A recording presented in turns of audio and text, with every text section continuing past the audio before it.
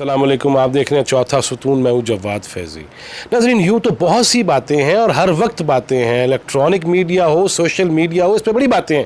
लेकिन असल बात यह है कि अभी तक, आज तक, राइट नाउ, मैं till now you can say कि मैं जो अभी बात कर रहा हूँ, मैं ये कह सकता हूँ कि अभी तक मोटरवे हादसा सानेहा और हमारे मुँह पे एक तमाचा और हमारे मुआशरे के ऊपर दागदारियाँ, उसको गुज़रे एक हफ़्ते से ज़्यादा हो गए हैं और हमने बड़ी बातें सुनी। वज़ीर आज़म ने नोटिस ले लिया, अपोजिशन लीडर मोटरवे पे तकरीर करने चल पड़े, कोई कराची में बात कर रहा है, यहाँ पे भी हमने मुजाहरे देखे, सिविल सोसाइटी, जमात इस्लामी, हर लेवल पे आवाज़ उठाई गई कि ये क्या हो गया, ये क्या हो गया। देयर इज़ नो डाउट कि बहुत कुछ हो गया। इसने एक दफ़ा हिला के रख दिया, जिसके बाद ये भी बात वज़ीर आज़म को कहना पड़ गई कि अब अगर कोई भी ऐसे किसी फेल में मुलव्वस हुआ तो उसको नामर्द कर दिया जाएगा। उस पर कमेटियां बन गई हैं, कानून की बात हो रही है। फिर ये भी बात सामने आई कि सरेआम फांसियां दी जाएं और सरेआम फांसियों के हवाले से हर जमात के लोग कह रहे हैं पीपल्स पार्टी का एक अपना अलग से मौक़िफ़ मौजूद है और वो शुरू से मौजूद है। लेकिन हम ये सिर्फ सुनते रहेंगे? कोई कानून बनेगा, इस पे गुफ्तगू होगी, इस पे अपोजिशन और हुक्मरान जमातें क्या एक जगह पे नज़र आएंगी बकौल जनाब मुशाहिदुल्लाह खान कि बस हालत भंग में है? और ये मेरे हाथ में भी एक प्रेस रिलीज़ है जिस पे बात करूंगा मैं आखिर में। लेकिन अगर अभी तक आपने हमारा चैनल सब्सक्राइब नहीं किया तो प्लीज़ वो भी कीजिए और अपनी आरा का भी इजहार कीजिए कि हमें मज़ीद क्या क्या करना चाहिए और हमारे मुआशरे में बेहतरियाँ लाने के लिए आप और हम मिल के क्या किरदार अदा कर सकते हैं। आते हैं वापस कि उस खातून की, हमारी सीनियर एंकर पर्सन जो फरिया इदरीस है, उनसे बातचीत होती रहती है। उन्होंने ये भी कहा कि चीफ जस्टिस अगर कोई कमेटी बनाएंगे तो उसके सामने तो बात कर सकती हूँ, वगरना मैंने पुलिस के सामने कोई बयान नहीं देना, कोई गुफ्तगू नहीं करनी, इसलिए कि SHO इस केस को ख़राब कर रहा है। दूसरी तरफ CCPO, उनके हवाले से बड़ी बातें, उनका बयान भी ऐसा आ गया। पहले तो उस पर बात कर लेते हैं। अगरचे उन्होंने कह दिया वो मेरी बहन जैसी है, मैं माफ़ी चाहता हूँ, लेकिन फिर मुशाहिदुल्लाह खान के बकौल सेनेट में गुफ्तगू कि सरकारी मुलाजिम अगर कोई गलती करता है, किसी ऐसी चीज़ का इर्तिकाब करता है तो उसकी माफ़ी नहीं होती बल्कि उसकी सज़ा होती है।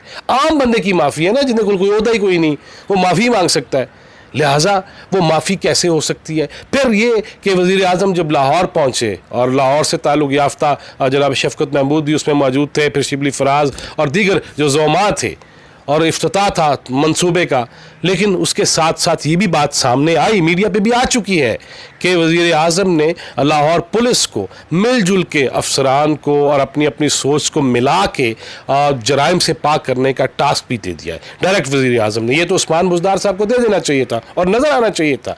लेकिन असल इशू ये भी है कि मुराद सईद जब कौमी असम्बली के फ्लोर पे ये कहते हैं कि ये वाक़या मोटरवे पे नहीं हुआ, तो मोटरवे मोटरवे मोटरवे करते हो, लेकिन ये वाक़या वहाँ पे नहीं हुआ।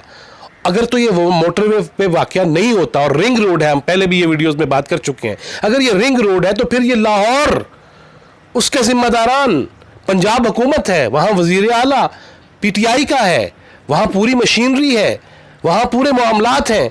और फिर दूसरी जानब मुस्लिम लीग नून सीख पा है उमर शेख के CCPO रहने पे कि आगे बल्दियाती इलेक्शन भी हैं और पिछली चली आ रही हैं चीज़ें, फिर वो IB और दीगर एजेंसीज़ की रिपोर्ट्स हैं उमर शेख के हवाले से, अभी ये कई चीज़ें अभी चलती नज़र आ रही हैं। लेकिन ये सब चीज़ों में मुझे वो खातून, मुझे वो माँ, मुझे वो बच्चे कहीं दूर एक कोने में दुबके बैठे नज़र आ रहे हैं। उनके बारे में मज़ीद क्या हो रहा है? आबिद मल्ली जो मरकज़ी मुलज़िम है बल्कि मुजरम करार दिया जा चुका है, उसको अभी तक नहीं पकड़ा जा सका, उसके फ़ोन अभी तक हम नहीं कनेक्ट कर सके कि जी किधर से किधर जा रहे हैं और किस किस के साथ राब्ते में है। ज़मीन खा गई, आसमान निकल गया, ज़मीन निकल गई, किधर चला गया, फट गई, क्या हुआ? लेकिन अभी तक कोई वाक़यतन कोई ठोस, और मुझे ये भी पता चला है कि जिस मुल्क से ताल्लुक़ है उन खातून का, वहाँ की हुकूमत ने भी राब्ता करके उनसे अहवाल पूछने की कोशिश की है, लेकिन फ़िलहाल खातून ने कहा है कि मैं अभी इस कंडीशन में नहीं हूँ कि इसको इंटरनेशनल इशू भी बनाया जाए। फिर वो पाकिस्तानियत की बात कर रही है।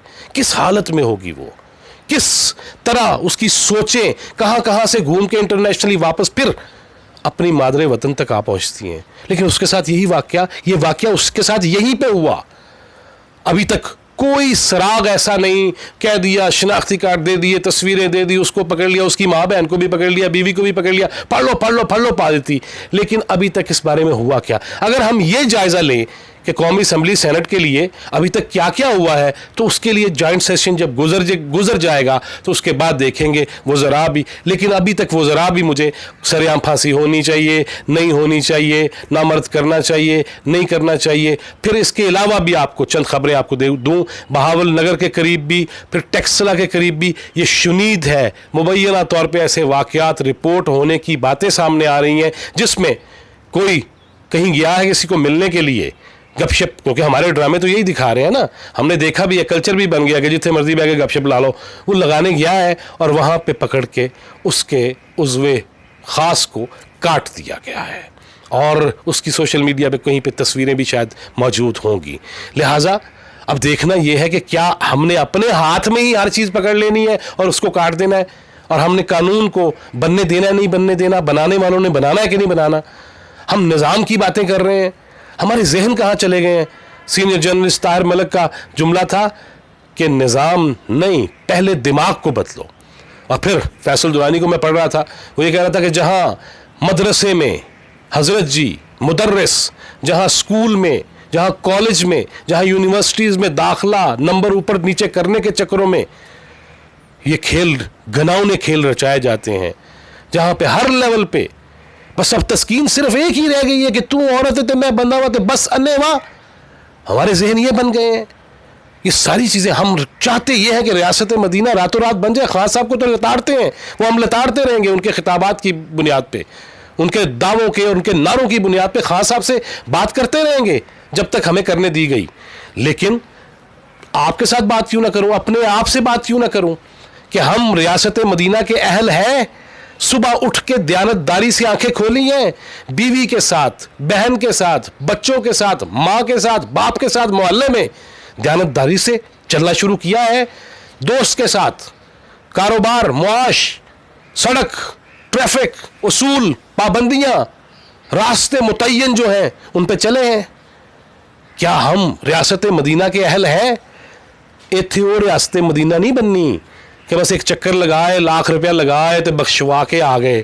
یہ ریاست مدینہ میں رہنا شروع کرنا پڑے گا آپ کو. قانون تو ایسے بننے بھی چاہیے اور سنگساری بھی ہونی چاہیے اور یہاں پہ سرعام بھی ہونا چاہیے، مگر کیسے قانون بنانے ہوں گے. اور اس کے لیے ہمارے جو اعلیٰ دماغ مختلف علاقوں سے اسلام آباد میں کیپٹل میں بیٹھے ہیں نا، جو پارلیمنٹ لاجز میں تشریف رکھتے ہیں، رہائش رکھتے ہیں، سکونت پذیر ہیں، اس کے لیے قریبی ججز کالونی میں اور پھر اس کے ساتھ ساتھ مختلف ہیڈ کوارٹرز اس میں بیٹھے ہوئے جو طاقت رکھتے ہیں، جو اپنے فیصلے منوا سکتے ہیں، ان کو یہ چاہیے کہ ذہن سازی بھی کریں. ہمیں نہیں پتہ چل رہا کہ میں کسی کی ماں بہن کو دیکھ لوں تو جائز ہے، مینوں اکھاں دتیاں نے نا اللہ نے، اور میری بہن کی طرف کوئی دیکھے تو میں جذبات میں آ جاؤں بیٹی کی جانب. ہم سارے پریشان ہیں بچیوں کے حوالے سے، بچوں کے حوالے سے، بیٹوں کے حوالے سے. اور سچی جو بات ہے وہ چاچا، ماما، پھپھا، نانا، کیا کیا کیس اللہ معاف کرے نہیں آ رہے. بحیثیت مجموعی ایسا نہیں ہے، آج بھی نانی نانی ہے، لیکن ایک دو پیڑھیوں کے بعد دیکھیں گے تو ہماری ماؤں کے بعد وہ نانیاں نہیں میسر ہونی، کیونکہ وہ میری بہن ہے، وہ میری بیوی ہے، وہ میری بھابھی ہے، وہ میری کزن ہے، وہ میری کلیگ ہے. اب میں دیکھ رہا ہوں کہ وہ نانیاں بھی اب نہیں رہنی، وہ دادیاں بھی اب نہیں رہنی. یہ آخری سلسلہ چل رہا ہے، وگرنہ پھر نانی بھی وہ ہو جائی تو دادی بھی وہ ہو جائی. کیونکہ آج کل کھیپ ایسی آ رہی ہے نا حالات کے تحت، عہد حاضر میں یہی کھیپ آ رہی ہے. ایشو پھر وہی ہے کہ کیا جذباتیت ختم کرنی ہے، اشتعال انگیزیاں ختم کرنی ہے.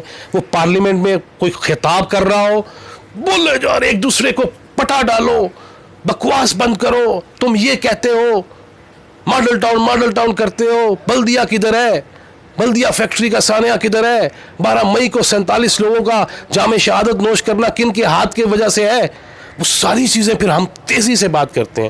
ٹھہراؤ لائیے، بات کیجئے اور ان مسئلوں کا حل نکالیے. اپنے گھر سے شروع ہو جائیے، گلی سے شروع ہو جائیے، گاؤں سے شروع ہو جائیے، شہر سے، قصبے سے شروع ہو جائیے اور پھر دارالحکومت تک اس بات کو پہنچائیے. تب ریاست مدینہ بنے گی. اللہ ہمیں حصہ ڈالنے کی توفیق دے.